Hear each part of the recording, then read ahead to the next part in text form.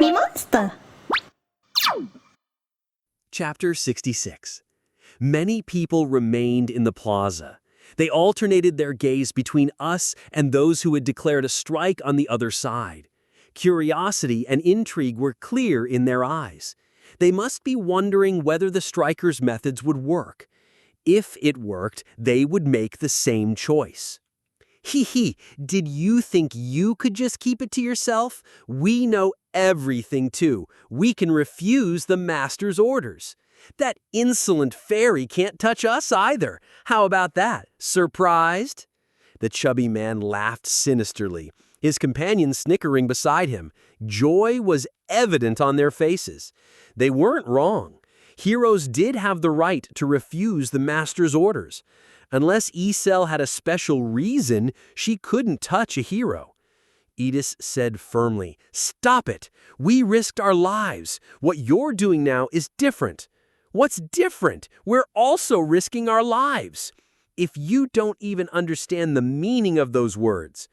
I stepped forward and restrained Edis. She frowned, clutched her forehead, bit her tongue, and withdrew. The strikers thought they had won, and laughed even louder. I said, "Good attitude. Then go risk your lives directly." "What?" "We were planning to do that anyway." "Velkist, Alan, Leslie." Isel spun around and pointed to the left door of the plaza. Inside the synthesis chamber, a purple magic circle emitted an eerie light. "These three, go through that door. Execute." "Is it synthesis?" "Yes." Velkist smiled and moved into the synthesis chamber without a word. Isel looked at the two who hesitated. "Why aren't you going in quickly? We don't have time." "No, what's this?" I couldn't help but chuckle. They knew about the strike, but not about the synthesis. He had heard the story, but clearly only half listened.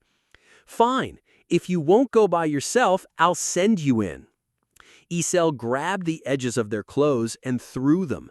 The movement was light, but the force behind it was not. The two men shot toward the synthesis chamber like projectiles and collided with the inner wall.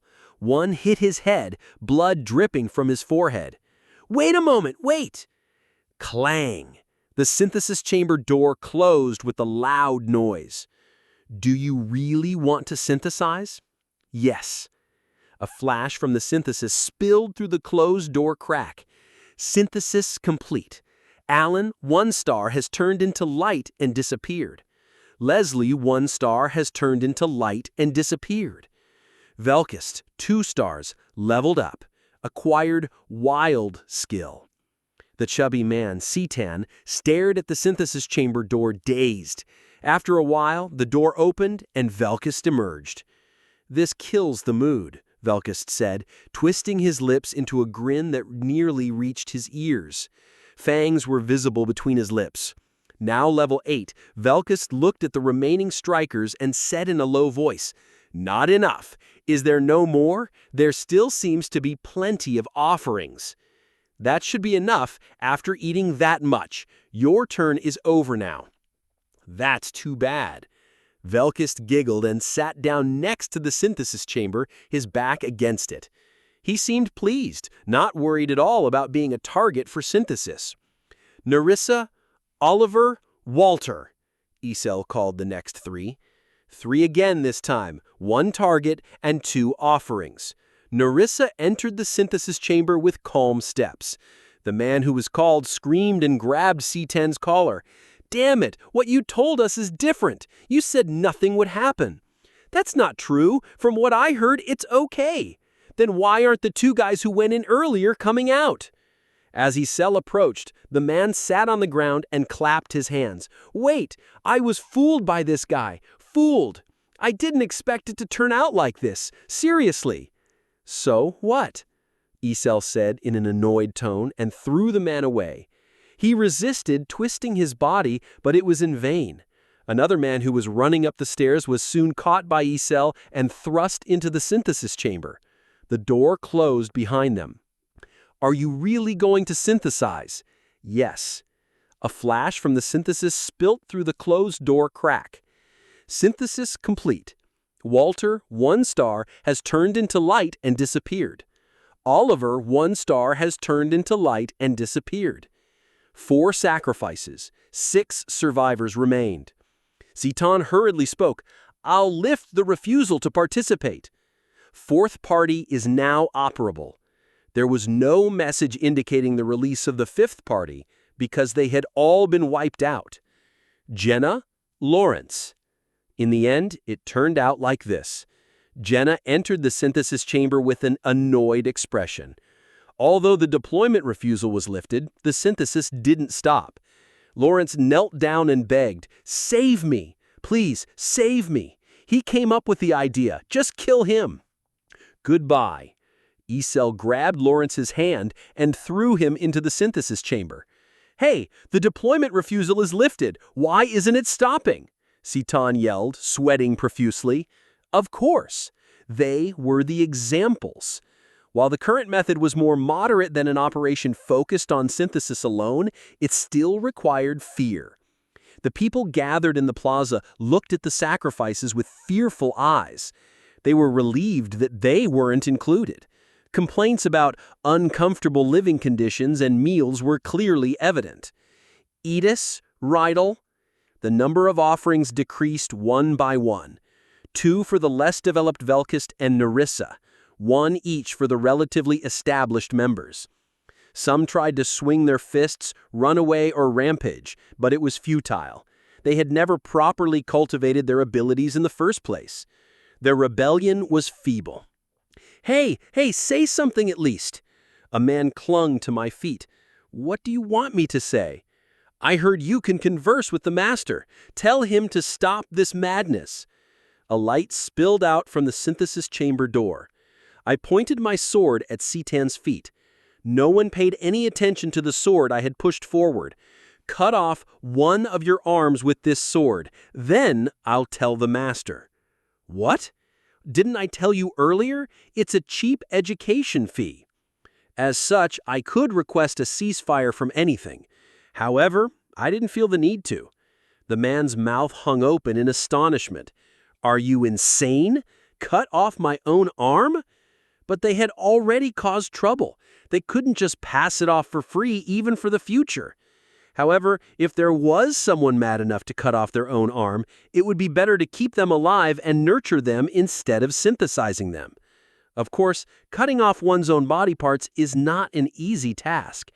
A man seemed to make up his mind and was about to cut off his arm when he screamed and threw the sword. A single line of blood appeared on his forearm. The man sobbed. "Isn't this too much? It's not even a finger, it's an arm." "Didn't you say you'd risk your life?" "Can you cut it for me? I can't do it alone." "I can't do that." "Are you telling all of us to die? That wouldn't be so bad." A few others tried to cut off their arms, but no one succeeded. To cut off an arm in one clean stroke, you needed swordsmanship skills or a high strength stat. Otherwise, you would only saw at it. However, in my eyes, there was no one mad enough for that. They repeated attempts and gave up, becoming offerings for synthesis. Only one person remained, the instigator of this incident. Han? Citan. I know. I entered the synthesis chamber. As the waiting room became the 2nd floor, the structure of the synthesis chamber changed as well. On the 1st floor was the promotion chamber, and on the 2nd floor was the synthesis chamber. After a while, Citan was reluctantly dragged into the synthesis chamber with vacant eyes. As the door closed, the magic circle began to glow. What will happen to me?" "Don't worry, it won't hurt. We're just—" Citan, who was about to continue speaking, disintegrated into particles of light in all directions. Particles of light seeped into my body. Along with it, a message appeared indicating the completion of synthesis. Synthesis complete. Citan, 1 star, has turned into light and disappeared. Han, 2 stars, gained experience points. A faint, weak energy circulated throughout my body. The level difference between the target and the offering was significant. I only gained a certain amount of experience points. My level didn't increase. Upon leaving the synthesis chamber, there were fewer than 30 people gathered, reduced by nearly half. With 10 people dying due to synthesis, it was only natural. I attached the fallen sword to my belt. I surveyed the plaza. People's expressions were frozen. Even if I hadn't explained the synthesis process, they would have understood that they could never return. Next time, study a bit more. The refusal rite was a risky method even for me. For them, who were merely common one-star heroes of the free summons, ending up like this was a foregone conclusion. It was the result of accepting only the information that pleased them without properly understanding the cause and effect. In any case, they had become good teaching materials. The survivors must have realized that there was an absolute power gap between the master and the heroes. The refusal rite was only in name. In reality, it was close to suicide. This makes it 25. I passed through the center of the plaza. The event was over. I intended to inspect the facilities. The accommodations and training center were now at level 3, and a bathhouse and lounge had been added. People cleared the path for me as I walked. You guys are crazy! Monsters! I stopped walking. The person shouting was hidden within the crowd, and their face wasn't visible. Who said that? Velkist stood up from his seat. The sword was already halfway out of the sheath. Stop. The prototype isn't over yet. Seems like there's a brat who's only all talk left. I'm fine, so why are you making a fuss? Senior must be feeling at ease. If it were me, I'd completely crush him. A smirk formed on Velkist's lips. You go first. I'll see you on the second floor. Velkist descended to the first floor. His steps headed straight for the training center. He was testing the stats and skills he gained through synthesis. Others began to move as well.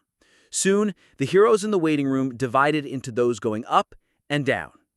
The valuable ones and the worthless ones. Master, starting a 10 consecutive summon, I'm looking forward to which heroes will come out. And a message notifying the summon appeared. Common. Master. Anything. I looked down from the first floor through the transparent floor. The summoning portal on the first floor opened.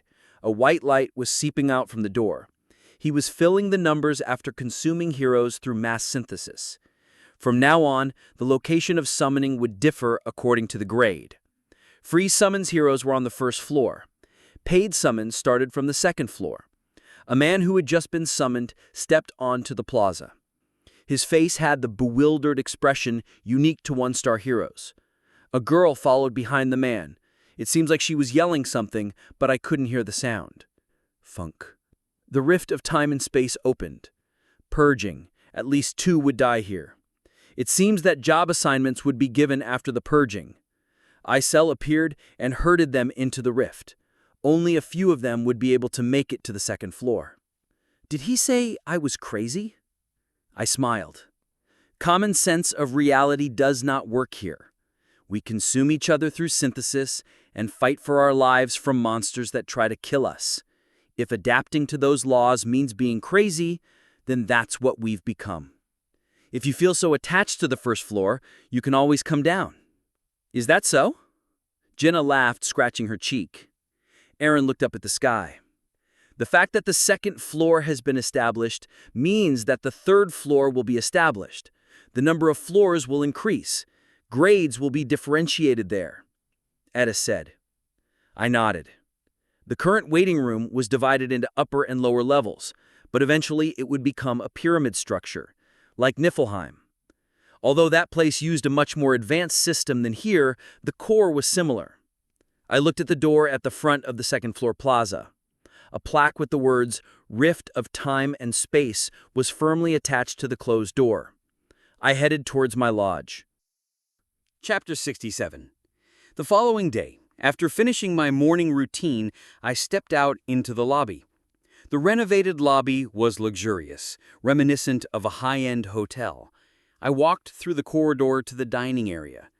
The second-floor dining area was neat and tidy. A long table with a white tablecloth stood at the center, and there, Jenna was having breakfast. Hey, Opa, did you wake up? Jenna waved at me as she looked up, mumbling while chewing. In front of her were bread, bacon, and a meat stew. Oddly enough, breakfast is really delicious today. Thanks to that, I'm eating to my heart's content. Jenna put a piece of bacon into her mouth, her eyes twinkling with joy. Of course, it's a given when you have fewer people to feed. I pulled out a chair next to Jenna and sat down. Just yesterday, there was only one piece of meat in the stew, and the bacon was unbelievably tough. The bread was hard and dry. Beyond the ingredients, there wasn't enough time to cook. They had to prepare a meal for 35 people with only 2 cooks. Now, with the number of people reduced by more than half, the ingredient usage per person had greatly increased, and there was more preparation time. The days of the cooks working tirelessly without a rest were over. The heroes on the first floor might be peeling potato skins now. Jenna continued to hum a tune as she ate. Her skin seemed unusually radiant, likely because she spent the entire night in the bathhouse. I received my share of food and started eating. After the meal, Jenna and I headed to the square. The second-floor square was empty, as expected. Lazy individuals who would chatter even in the early morning wouldn't come up to the second floor. They were either sleeping after staying up all night or had already gone to the facilities or training grounds. I opened the door to the training ground. There was Aaron, thrusting a spear into a wooden doll. He had been at the training ground until late last night and was the earliest one there. Except for Aaron, we were the fastest. The second party's activity hours were slightly later than ours. "Have you arrived?" He greeted me as he folded the spear. I sighed. "Did you get at least 4 hours of sleep?" "About 3 hours, I think." "You're quite the amazing one." With precise movements, the tip of the spear pierced the wooden doll. After finishing his routine, he approached us, and as always, basic physical training began. The most significant change in the Level 3 training ground was the addition of individual training rooms and a sparring area. The individual training rooms were divided by walls and could be locked from the inside. We could now engage in the aggressive training we did only at dawn without worrying about being watched. The sparring area was a high platform at the center of the second-floor training ground. One could ascend using the stairs, and it was surrounded by iron bars. The distinct feature was that high-speed recovery didn't apply here. Healing tricks using the waiting room's properties didn't work. It meant that sparring could happen under the same conditions as real combat. Of course, if you suffered severe injuries, you had to be pulled out quickly. After about 30 minutes, Yolka appeared yawning. She glanced at us running on the track as if uninterested, and then went into the magic hall. Yolka's training break was until today. However, that didn't mean she was slacking off. When Yolka didn't have physical training, she studied magic in the hall's library. A while later, the second party joined us, and we had enough personnel for the day. As always, a busy day began. During breaks in training, I would come down to the first-floor square to observe. Unlike a few days ago, there were very few people scattered around. Most were either in the training ground or learning skills from the support heroes in the facilities. 2 individuals seemed promising. I peered inside through the open door of the first-floor training ground. Inside, Velkist was sparring one-on-one with other heroes. Although it was a spar, they held real swords. Probably Velkist's idea. Except for the first party, Velkist was the only one who used real swords during sparring. Rogue personality, fearless, talented. For instance, Velkist's newly awakened skill, Wild, was a rare ability with an acquisition rate of less than 1%. It was different from Composure or Frenzy. Wild converted mental states like fear or anger into combat power. And when combined with skills that caused forced mental states, it gained tremendous synergy. I shifted my gaze in another direction. A woman with short black hair and a cool demeanor was fiercely attacking a wooden doll with her slender sword. Nerissa Lior. She was a dual sword user who alternated between slender and short swords. Her combat power was lower than Velkist's, but her personality was calm and composed. Furthermore, she had exceptional senses for special actions like stealth, ambush, and intelligence gathering. With proper training, she would develop into a respectable rogue-type hero. There was no need to see the rest. Whenever Velkist's sword swung, inevitably one person would flinch. Although the three of them were teaming up, they couldn't become a real threat. Nerissa was the only one capable of being a threat. Even though all of them were summoned around the same time, the differences had become significant. Velkist, who had laid the three of them on the ground, looked at me and smirked. Even though I couldn't hear the sound, I understood the meaning. "Senpai, are you going to try too?" "You arrogant brat." I laughed and drew my sword, then entered the first-floor training ground. As expected, Velkist was not my match. After messing around for a while, things would quiet down. It was praiseworthy that he endured the pain even when his entire body was being assaulted. After training until evening, anything logged in. After sending the low-level heroes he recruited yesterday on another mission, anything began touring the day dungeons. Starting from Facility Level 4, various materials such as ores, wood, and leather were needed. A new role as a gatherer for farming would be introduced from now on. And then, Party 1, Gather. It had been 3 days since Isel called us. After finishing the training schedule, I got up from my seat where I had been analyzing the state of the waiting room from my room on the second floor. After organizing the data, I came out to the plaza. Except for me, members of Party 1 were gathered in the square. Going up and down is so exhausting. Have I gotten old?" Isel powdered her lips, patting her shoulder. Yolka interrupted Isel's complaint with a lack of interest. "What's the matter? Are we climbing a new floor?" "It won't be a new floor," I said. "One person is missing." The last members of Party 1 and Party 2 hadn't been filled yet. The circumstances were different from the 15th floor. Why did they call us then? Usually they don't call you for the weekly dungeon. Master ordered an expedition. Expedition? Jenna raised an eyebrow. An expedition. Main dungeon, weekly dungeon, and finally the exploration dungeon. It was a three-pronged content that was permanently open in the rift of time and space.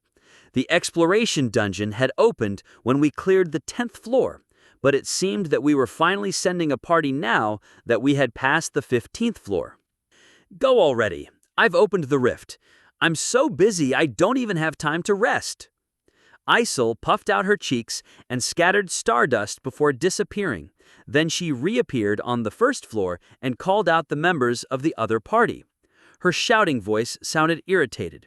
It seemed that excessive work had led to some discontent. I headed toward the stairs to the lower floor.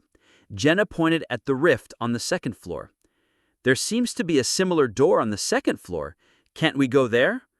"We can't use that one. The condition for opening the rift of time and space is to clear the 20th floor. We're still far from that." We went down to the first floor. The rift of time and space was open. As we were about to enter, Aaron spoke up.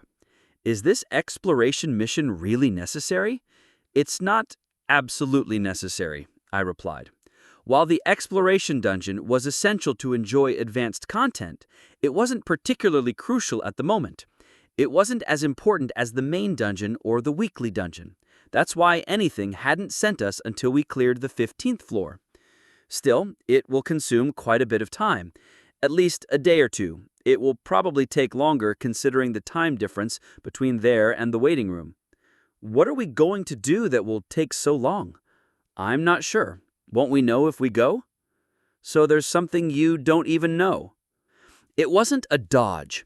The exploration dungeon was one of the few contents that the master couldn't directly see. Sending heroes to the exploration dungeon occasionally yielded rare materials, ascension stones, and very rarely even heroes, but I didn't know how that happened. "Master, please distribute pocket money to the heroes. It will make the heroes' exploration smoother. Will you give gold to the heroes? Recommended 3,000 gold per person. Yes. Anything pressed yes, and a leather pouch fell from the air. Inside the pouch were gold coins that sparkled with a golden light. I picked up the pouch. So he's giving us travel expenses. I inspected the inside of the pouch. There were only 12 gold coins, all the size of 500 won coins. Considering the system's recommendation of 3,000 gold per person, it seemed that each gold coin was worth 1,000 gold. I divided the gold coins among the party members, 3 coins each. It seems expensive, Yoka muttered. Although the gold coins were sparkling, they held no significance within the waiting room. Jenna showed curiosity, but Yoka and Aaron looked at them as if they were rocks. Gold, huh? I couldn't be entirely sure about the exploration dungeon, but I could make some guesses. I put the gold coins in my pocket and entered the rift of time and space. When we 5 entered, the door closed, and light emanated from the mirror on the right. Collect various rare materials. Exploration dungeon. Explorable Heim Peninsula. Heim Peninsula. As far as I remembered, it was one of the place names in Tonia. It was also the area that was the stage for the 5th and 10th floors. In the exploration dungeon, the area that can be explored increases every 10 floors, and the name of the area is different for each account. Stay alert, we might have to fight. The party members nodded. Sometimes heroes sent to the exploration dungeon would die. There was a possibility of battles. However, the death rate was much lower compared to the main dungeon. The light from the mirror on the right grew stronger. The light enveloped the entire rift of time and space, and when the light subsided, we found ourselves in a familiar place. Party 1 begins exploration. Exploration location, Heim Peninsula. Time remaining until return, 48 hours. Tips. After completing advanced dungeon research, the hero's stay time will increase. You can also request the types of items the heroes should collect. Yoka sighed. Here we are again. I looked around. A river flowed far away. To the right, there was a dense forest. Ahead, there stood high walls. I had seen this place several times. It was a place that couldn't be forgotten. Nelsa. As expected, we were back in the city where we had passed 2 boss stages. The only difference from that time was that we weren't in a combat state. There was no sense of battle anywhere. Jenna put her hand against her eyebrow and scanned the surroundings. It's strange. When we returned, everything was a mess. The forest was on fire, and the walls were destroyed. Many people had died. And now? It's peaceful, Yoka said with a fan. As Jenna said, Nelsa was peaceful. The burnt forest, the corpses that had filled the plains, and the half-collapsed walls had all returned to their original state. There have been so many bizarre things that this isn't that surprising. Oppa, what should we do? Should we find the enemies and deal with them? I looked to the side. A man pulling a cart was looking at us with curiosity. He cracked his whip and headed toward the entrance of the city. There were also pedestrians on the street, going and fro in the city. They either looked at us with interest or ignored us. It was certain that they noticed us. However, there was no sign of hostility. It seems that there's no need to fight, I murmured. We couldn't know the exact situation, but it seemed that we needed to take a look around. Chapter 68. Exploration Dungeon. Unlike climbing the tower to complete missions or entering weekday dungeons to collect materials, the exploration dungeon had a unique feature. Its purpose was unclear. Many times heroes returned empty-handed, but occasionally they brought back rare materials worth noting. There were also items that could only be found within the exploration dungeon. Translator's note: I will use weekday dungeon instead of weekly dungeon from now on, because it's more accurate. We had no choice but to go and see for ourselves. That's true. Ioka nodded in response to my words. We needed to enter the city and look around. There was plenty of time to decide what to do next. We headed toward the eastern gate of Nelsa, following a path through the eastern plains. Merchants, mercenaries, and travelers in various attire moved along the road. 2 soldiers were inspecting those entering and leaving at the gate. A cart loaded with goods began to move as the gatekeeper cracked his whip. It seemed the inspection was over. Our turn was approaching. The soldiers' gaze swept up and down my figure, their eyes narrowing as if something seemed suspicious. "Please present your passage permit." Passage permit? Don't tell me you don't know what that is. You can't enter without a passage permit. I took a gold coin from my pocket. Will this do? That's not a passage permit. If you don't want it, we'll just go to the north gate. It seems we can pass through there. Come here. The soldier snatched the gold coin from my hand, glanced around cautiously, and whispered in a low voice, "I'll let you pass, but don't cause any trouble." "Don't worry." The soldier swallowed nervously and slipped the gold coin into his pocket. Suddenly, his expression turned stern. "Are the people behind you part of your group?" "Yes." "In that case, give me my gold. I'm going to the north." Pass through." Cough. The soldier cleared his throat and raised his spear. We entered the passage. Halfway through, Ioka clicked her tongue. "They're pitiful people." Isn't money the most important thing to those guys? We emerged onto the street. Buildings lined both sides of the road. The main street bustled with peddlers and citizens. The tense atmosphere from the mission was nowhere to be found. I rested my hand on my chin.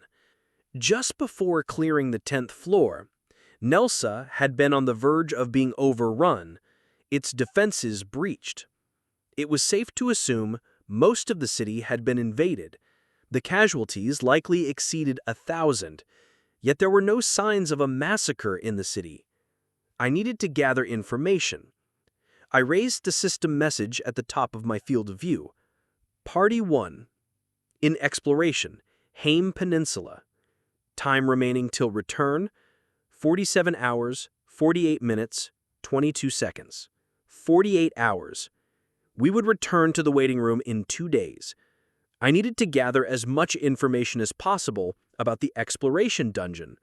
While it wasn't urgent now, the exploration dungeon would become crucial later on. It was essential to create an efficient farming route. Should I look around, Oppa? What kind of information are you looking for? Even though I hadn't given specific instructions, Jenna and Aaron approached me and asked. I smiled wryly. Anything. Anything? Yes, just find something interesting. The 3 of them looked at me puzzled. I turned to face them. Didn't you hear me? Each of you should gather information and enjoy yourselves however you like. The master provided money, so you should have plenty. Eat something delicious and do some sightseeing. Are you serious? Don't pretend to rest. Actually relax. I'll take care of the rest. I can collect information on my own. If the situation became dangerous, it might not be possible, but based on my observations, I can handle this alone. Reducing stress levels was important. It was one of the significant effects of the exploration dungeon. Until now, Party 1 hadn't properly rested. Even when told to rest, they reluctantly came out to the training grounds. Why? Don't you like it? I asked the 3, who still looked incredulous. Is this not a joke? What do you mean by that? Can we do whatever we want? I had to repeat my explanation several times to the skeptical members. Anything doesn't send us to the exploration dungeon expecting results like the tower. Our research level is too low. To farm properly, dungeon depth research has to be at least level 4.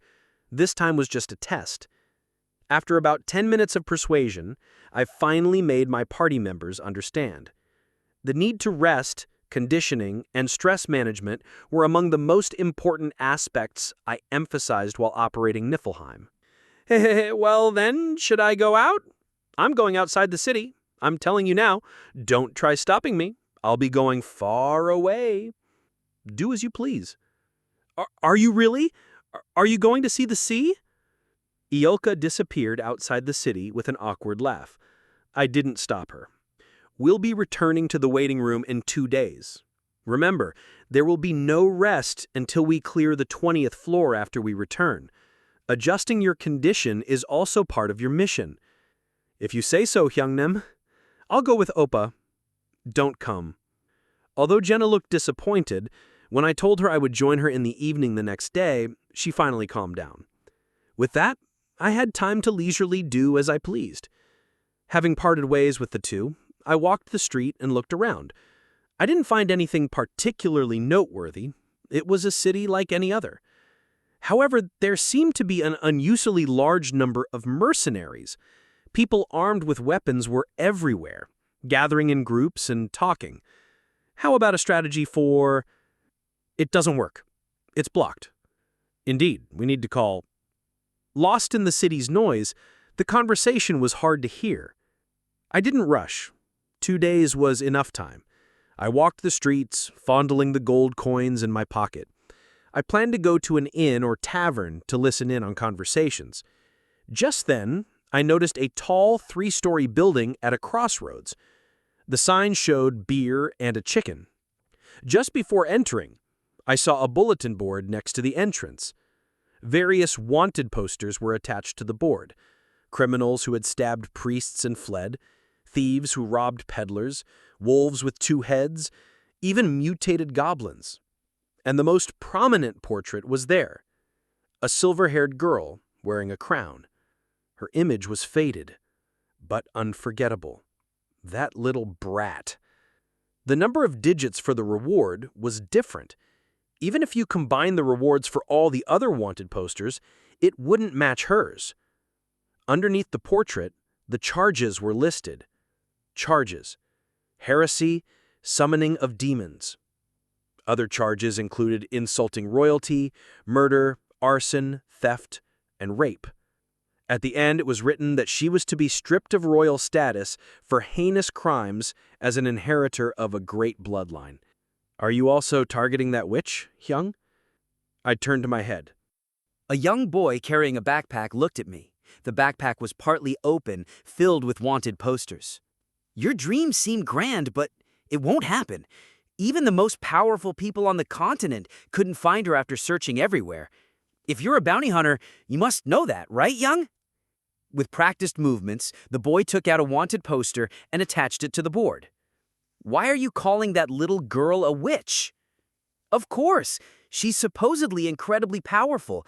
They say she sacrificed the hearts of newborns as offerings, dozens of them. She's said to use forbidden dark magic. Forbidden dark magic?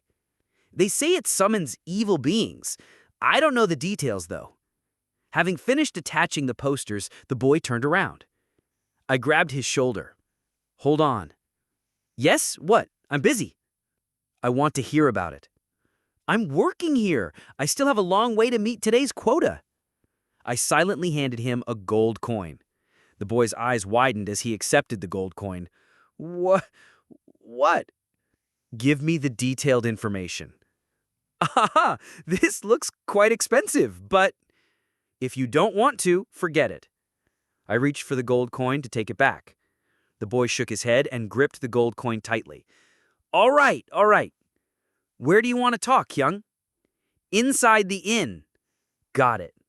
The boy stumbled into the inn, muttering to himself. I followed him inside. The room was ready, and I ordered a place for 2. We took seats at a corner table on the 2nd floor. What kind of story do you want to hear? The boy grinned and pocketed the gold coin. He bit it and gently wiped it with his palm. To the soldier and the boy, it seemed valuable, but for us, it was just 1,000 gold, an amount easily earned by running through the lower floors. Tell me about that witch, I said, sipping a peculiar-tasting drink. The boy began to explain in detail. Her name is Priasis Alragna. She lost her title, so it's just Priasis now. She used to be the Empire's heir to the throne. The basic information matched what I knew, but there were a few discrepancies. The reward was issued a year ago? Yes, exactly a year ago. That's when the order was issued by the sect. Do you want to see the wanted poster again? The boy took out Priasis's wanted poster from his bag. At the bottom of the poster, there was a seal with a cross and what looked like wings. A year ago. It hadn't even been a week since I separated from Priasis on the 15th floor. I had seen the seal on the wanted poster before. It was the same pattern inscribed on the armor of the men I had killed. I asked the boy a few more things about the princess, but he didn't know anything beyond what he'd already said. I didn't expect more from a mere child.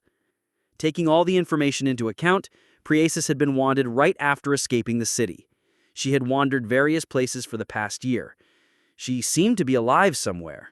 If she had been captured and killed, the wanted poster wouldn't still be circulating.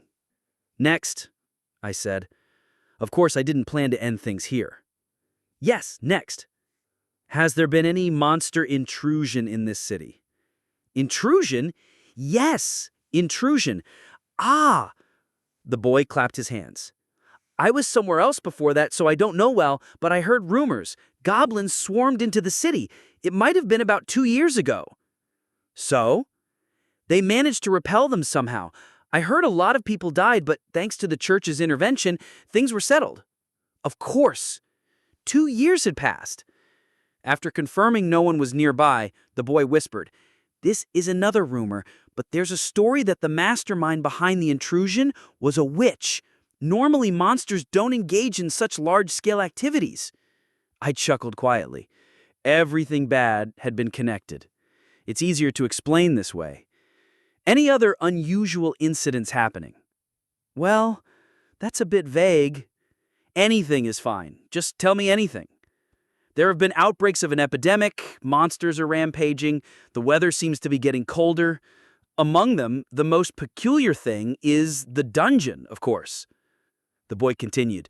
It must have been a few years ago. Ancient ruins suddenly started appearing all over the continent. We call those places dungeons. But these places are really strange. Normal people can't enter because of an invisible wall. An invisible wall. I knew what he meant. It looks like there are people who can enter and those who can't. Exactly. This is also a rumor, but at the end of the dungeon, there's a strange stone. If you obtain that stone, you can gain special power. Power. There's only one stone that can grant special power, the Advent Stone. It's the source of the hero's third ability after stats and skills, imprinting. There's probably one here too. Really? How? I'll know when I see it. It was swarming with mercenaries. After finishing my drink, I stood up. I'll guide you. I'll pay you for it. Chapter 69. They stepped out of the inn. The boy protested that he was busy, but I didn't let him go. At the very least, I needed some guidance in exchange for the coin. With some effort, he reluctantly led the way, grumbling all the while. This isn't right. I need to finish my work by evening. Do you think a few words are really worth the value of a gold coin? The boy pouted and secured his leather bag. I followed closely behind as he walked briskly down the street, heading toward the inner city and passing the intersection near the inn. The faint silhouette of the inner city wall could be seen beyond the heads of passers-by. He's going inwards, not toward the outskirts of the city. Two possibilities came to mind. Either this kid was trying to deceive me, or the dungeon was indeed located within the city. I would find out as soon as we reached our destination. The answer became clear after 5 minutes. As we moved further into the city, the number of mercenaries increased. Some wounded individuals were being carried out on stretchers, blood flowing from their severed limbs. The boy frowned at the sight of the injured men. This is why I didn't want to come here. So the dungeon is within the city. To be precise, it's in the center of the city, right next to the temple. It appeared right after the Nelsa invasion ended. The boy passed through the city gate. Familiar buildings were visible ahead. A tall brick watchtower we used for scouting on the 10th floor. The cathedral on the right was also as he described, though it looked more like a temple than a cathedral. What's that? Between the watchtower and the temple, a distinctive structure caught my eye. A massive staircase leading underground, surrounded by sturdy iron grating. A knight clad in elaborate silver armor stood at the entrance within the iron grating. Mercenaries, merchants, and priests were scattered around the area. That staircase is the entrance to the dungeon. Pretty easy to spot, right? Looks like nothing special. Well, if it was nothing special, would they station guards like that? Besides the stones I mentioned, various treasures pour out from the dungeon, from coins to gems, even valuable equipment. It's a true treasure trove. Well, you can't just walk out with everything, though. A party of 2 men and a woman tried to enter the staircase. The knight blocked their way. The man at the front presented a shiny piece of silver. The church holds the monopoly on the dungeon. They profit by selling passes like that. They also take a share of the treasures that come out from inside. They're just greedy. I nodded. Clearly, entering for free wasn't an option. Anyway, this should cover the cost, right? Can we go back now? Good job. You're free to go. I decided to leave it at that, even though I could have made him spend the entire day here. I'd asked everything worth asking. The rest I could find out on my own. If you have more questions, come back. I'll give you some special treatment. And where can I find you? You'll have to find out on your own. The boy muttered and quickly disappeared into the crowd. I sat down on a nearby wooden bench under a tree. It seems you could buy passes with coins. I could also go and see for myself, but that wasn't my intention. I had left my party behind and didn't have enough time to make an attempt. I was ill-prepared. The projected return time displayed at the top of my field of vision indicated 45 hours. Looking at the mercenaries going into the dungeon, they were all laden with supplies. I could see cooking utensils through the openings in their bags. It meant conquering the dungeon within a day or two was nearly impossible. It wouldn't make sense to regroup with the party now either. The fact that I knew about Priasis' status and the existence of a dungeon where I could acquire the Advent Stone was already enough gain. I can come back later, after finding someone I can trust with the waiting room for a long time. With this, the general information gathering was complete. I had nothing to do. I scratched my head. The work was completed in less than a day. I could ask nearby mercenaries about the dungeon, but I wasn't too keen on it. In the first place, a lot of mercenaries were watching, but only a few were entering. Those who could overcome the hidden walls and those who could not, probably most were the latter. After observing for about 30 minutes, the ratio was less than 10-1. However, it seemed that if someone who could pass through went ahead, their companions could also enter, so the term bringer seemed to apply. They seemed to be looking around, checking if there was anyone else who could pass through. I crossed my arms and pondered. I was certain that I could get across. After all, there was still time. Resting wasn't appealing. Should I gather a party and go in? With no risk, there's no gain. If something were to happen, I could leave and come out. When I made my mind and stood up, someone grabbed my sleeve. "Young, you're still here?" It was the boy who had left 30 minutes ago. He seemed oddly excited. "What is it? You said you were going to work." "That's true. I took the coin you gave me to a jeweler, and it seems it's worth more than I thought. It's an ancient coin or something." "So what?" "Well, you see, I can't give you more. Don't think you can take advantage of me." "It's not like that." He puffed up his cheeks and raised his voice. "It's free. Free. Don't you want the service I mentioned earlier?" "I'm not interested.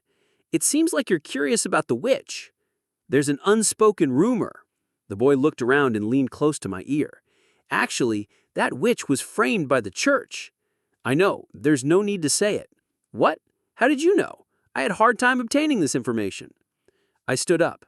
I intended to explore the dungeon, but this little brat was killing my enthusiasm. The boy followed closely behind me. "Don't follow me." "Well, I'll guide you through the city then. I know all the best places to eat. I used to be a guide, you know." "I don't need it. Why do you keep bothering me?" I brushed off the boy and headed out. But thanks to him, I learned something new. I needed to exchange the gold coins to use them properly. I decided to go to a jeweler. The boy hurriedly spoke beside me. "It's because you look a lot like someone I know, Young." "Someone you know?" "Black hair and black eyes." "Young, aren't you from the Eastern minority? Among the kids I hang out with, there's someone who looks similar. He's much younger, though." I stopped in my tracks. It was because the scene from the promotion came to mind. The child in a small room being protected by a woman before being dragged away by that man. The child also had black hair and black eyes. When I first talked to you, I found it interesting. I've never seen someone who looked like that kid before. His name... "Don't say it." "What?" "Shut up. It's not a particularly special name." I looked down at the boy. He shrank back and nodded. "Not yet." There was still more to think about. I didn't want to add another thing to ponder. "Where's the jeweler?" I continued walking and asked. The boy, who had been stiff, suddenly smiled and began to guide me. It might be free, but it wasn't actually free. I could tell from the boy's babbling. "Where did you get that ancient coin? I heard they only come from high-level dungeons. Hyung, are you a dungeon hunter? A really strong one? I can tell just by looking. You wouldn't casually toss around treasures like that if you weren't, right? You didn't know much about the rumors because you've been in dungeons for a long time." I cleanly ignored the boy's question. I exchanged the coins for a large number of smaller coins at the jeweler. The owner seemed stubborn and reliable. He didn't seem like he'd try to trick me. "Where can I buy things from the dungeon?" "Dungeon loot is handled by the Mercenary Association. If you just asked me, but you're a hunter. Why would... Are you an idiot? If I were a hunter, would I be asking you about the dungeon?" But the boy had a desperate expression for some reason. "Guide me." On the second floor of the Mercenary Association, there was a display counter for handling dungeon loot. The core item, Advent Stone, was not being handled, but various other items were being sold. The staff mentioned that they were selling various high-class magical artifacts mined from the dungeon.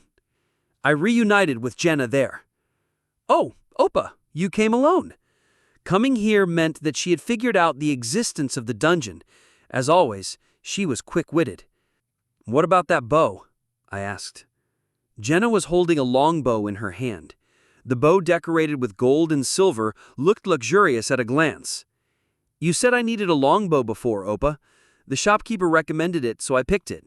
It's said to be magically enhanced, and it looks good, right? You can buy it for 2 gold coins." Appraise. Glorious longbow.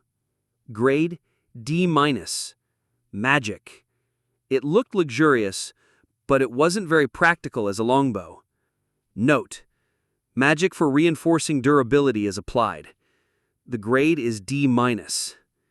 You could use it, but with that grade, it was worse than the short bow I gave her as a gift. It's trash. But it has magic on it, and I didn't find anything else to spend the money on. Use that money to buy something more valuable. I pointed to various cheap-looking stones displayed in a corner of the sales counter.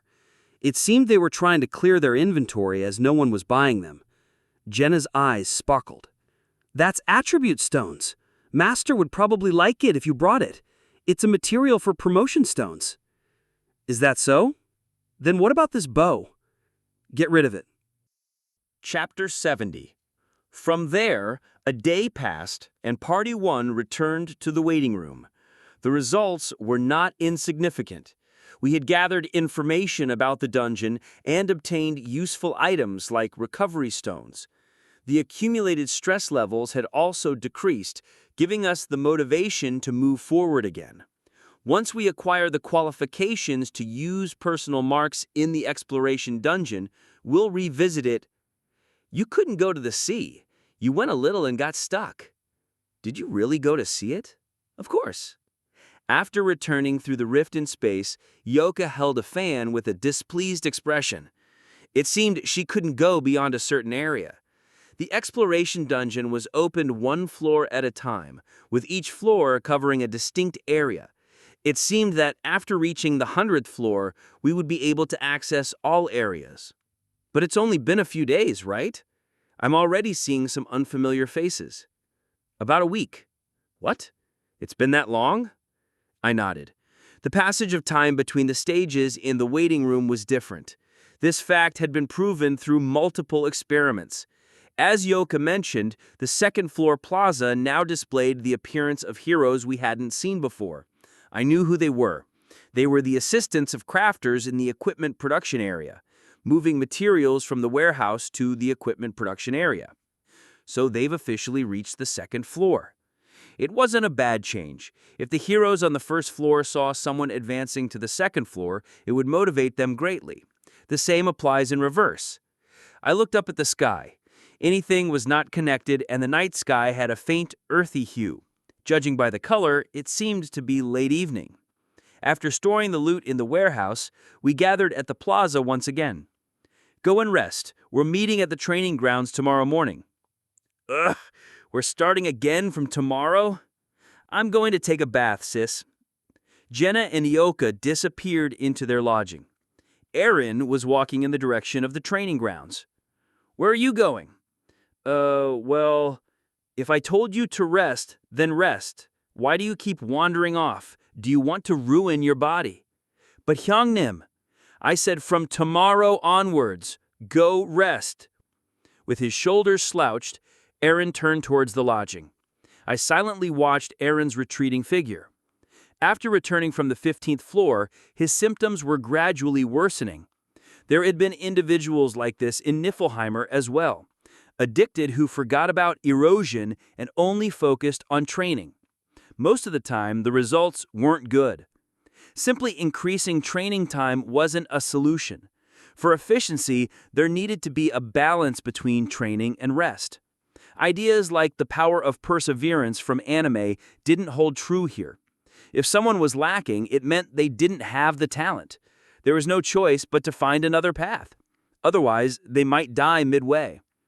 Of course, there were cases where seemingly useless heroes suddenly awakened their potential, but such instances were rare. In Niflheimer, there had been only one such case. The next day, daily life resumed. After an early breakfast, the 3 members of Party 1 gathered as always for training. However, there was one change in the scenery of the training grounds. "Quicker, you're too slow." "Yes, Nuna." "Put more strength into your body." "Yes." In the training area, Edis and Asher were locked in combat. Both sides were using real weapons. Whenever Edis swung her dagger, cuts appeared on Asher's body. Despite the pain, Asher continued his attacks. Unexpected. I thought Party 2 avoided dangerous training. Jenna, who was running next to me, muttered. It was true. Although Party 2 had invested a lot of time in training, unlike us, they had avoided training that involved drawing blood. However, that approach was now changing. Some change in mentality? Maybe. Maybe because Dika isn't here. At the training camp were Edis, Asher, and Roderick. Dika, one of the early members, was nowhere to be seen. "Oh yeah, now that you mention it, you're right. I'll go ask." Jenna, who had stopped running, approached Roderick near the combat area. Roderick was standing with a spear in hand, wearing the serious expression. She briefly exchanged words with Roderick before returning. Jenna's face was also stiff. Dika went down to the first floor. For what reason? Because he couldn't kill a person. The response came from the side. Edis was sharpening her dagger with a whetstone. In front of her, Asher, now covered in blood, was sprawled out. Expected. Dika's demotion had been expected. Dika didn't recover from the shock of the 10th floor. While he had average talents, his personality was fragile.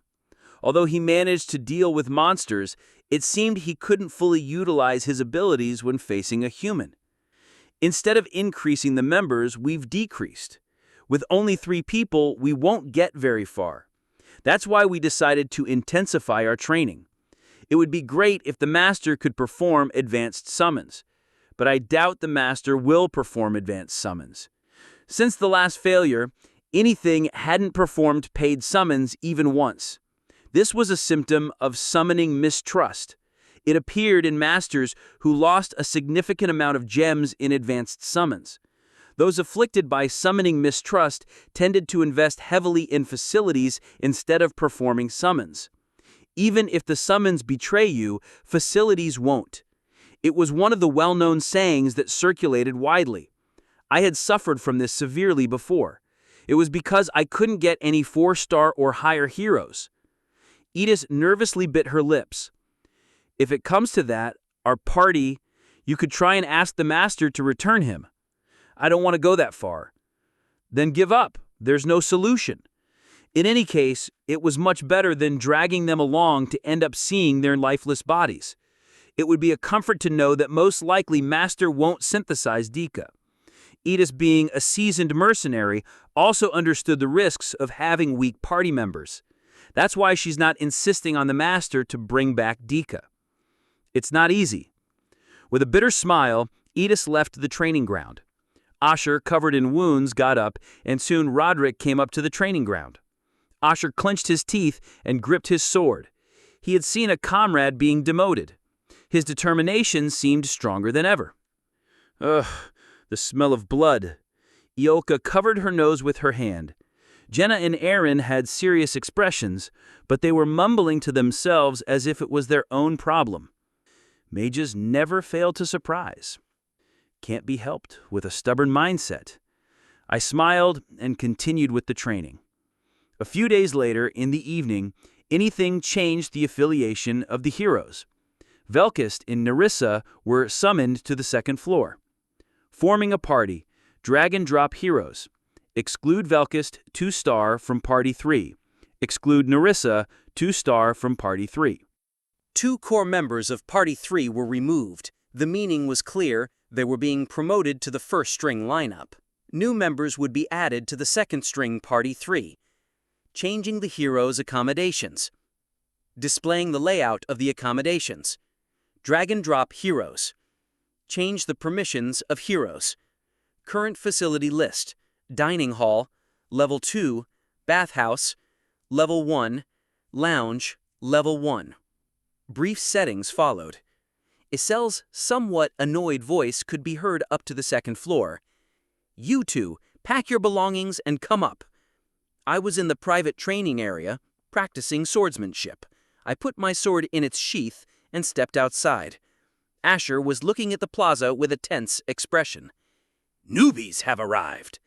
I smirked. After a while, Velkist and Nerissa climbed up the stairs to the second floor. Neither of them had changed much. Velkist had his usual self-assured expression, and Nerissa looked calm. They had been told to pack, but it seemed they didn't have many belongings, only their weapons. "Training is suspended today. Assemble." The two were without a party. By not assigning their affiliation, anything left it up to the leaders of Party 1 and Party 2. The members of Party 1 and Party 2 who quickly finished organizing gathered in a corner of the training grounds. It seems the time has come to fill our ranks. Currently, Party 1 has 1 vacant spot, and Party 2 has 2. It was unexpected that only 2 people had come up, but nonetheless, it was time to bring in new members. I unfolded a foldable chair and sat on it. Should I bring a coin for drawing lots? Wait. Drafting might be necessary, but this wasn't the right situation. First, the balance of members doesn't seem to right. Moreover, it doesn't seem like anything is planning on performing advanced summons. Does he intend to manage with just 1 party? A considerable amount of time had passed since they cleared the 15th floor. Delaying the climb any further could lead to losing our sense of actual combat. Anyway, we had to decide. I didn't call them because I didn't want to drag them into this. The 2 who had come up to the plaza immediately entered our training grounds. After glancing briefly around, Velkist muttered under his breath, "This looks decent. Quite different from the first floor." The existing members were watching the newcomers with a mix of curiosity and wariness. Velkist chuckled. "Why are you looking at me like that?" "I don't bite. I've only come to say hi." "I'm not here to say hi." Nerissa blocked Velkist and stepped forward. "We'll probably end up in either Party 1 or Party 2. I heard it through rumors. Is that correct?" "It's a pointless question, isn't it? Isn't it obvious?" "Then I'll be straightforward." Nerissa locked eyes with me. "I'd like to be in Party 1. I believe I won't be a hindrance. You won't be disappointed." Velkist chuckled softly. Then suddenly, he looked at Nerissa with eyes full of killing intent. "Girl has lost her mind. Learn to know your place." "It's not just strength that matters. I'm acquiring various skills beyond combat." "Other than strength, what else is useful?" Velkist ridiculed. "If you'd seen, you'd know." Nerissa stared at Velkist coldly. Velkist frowned in displeasure and fell silent. Edith stepped in. "Where you go isn't your decision." "I know. Either the master decides or you two decide." Even while talking to Edith, her gaze was still directed at me. I could sense a strange fervor in her eyes. Jenna whispered in my ear, "Oppa, why is she acting like that? She seems really eager to get into Party 1. Velkist was the same. Until recently, it seemed like it didn't matter to them which party they joined, but suddenly their attitude had changed. Why do you want to join Party 1 so badly? I asked while sitting in a chair. Nerissa closed her eyes and spoke. I thought it was an exaggerated rumor. What are you talking about? The rumors about you. At first, I didn't believe them either. Rumors about me? I had a vague idea that strange, bizarre rumors were circulating among the people on the first floor. Whenever I approached, they would quickly move away, making it impossible to hear the details. How much did you see? Everything. Nerissa squinted her eyes. The rumors have been confirmed. I genuinely believe it. It's rational to stick with the strong for survival. The only reason I want to join Party 1 is for that. What about Party 2? I'd prefer to avoid it if possible. What are you saying? Our Party 2 isn't bad either. Do you really think so? Of course. Nerissa gave a chilly smile, a clear mockery. Asher's face turned red and green. This brat, to think they're challenging us. Whether you come late or you come early, what does it matter? If you're strong, you go up. If you're weak, you fall. This person came before us and still doesn't seem to know much about this world. Isn't that right, Senior? Velkist looked at me and chuckled. He leaned against the iron bars of the training grounds. Anyway, I agree. Other than Party 1, I don't want to go anywhere. I'm sure I'd be more useful than that girl. I can guarantee it. I sighed. This is getting troublesome. Neither of them seemed to be willing to back down. Thank you for listening. If you enjoyed this story, don't forget to subscribe, comment, and like the video. Have a suggestion? Let me know in the comments.